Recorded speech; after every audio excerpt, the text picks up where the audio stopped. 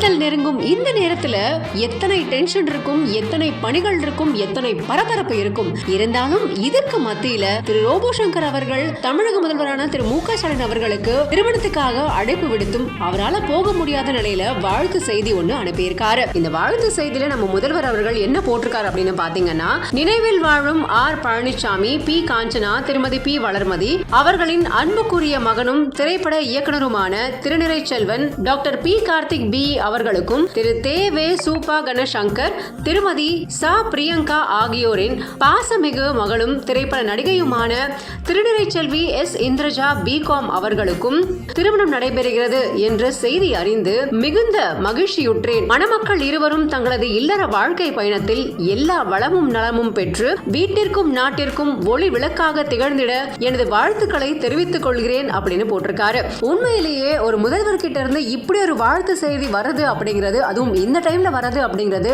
ரொம்ப ரொம்ப சந்தோஷமான ஒரு விஷயம். இப்படி ஒரு சந்தோஷமான வாழ்த்து செய்தியை திரு ரோபோ சங்கர் அவர்கள் பகிர்ந்திருக்காரு.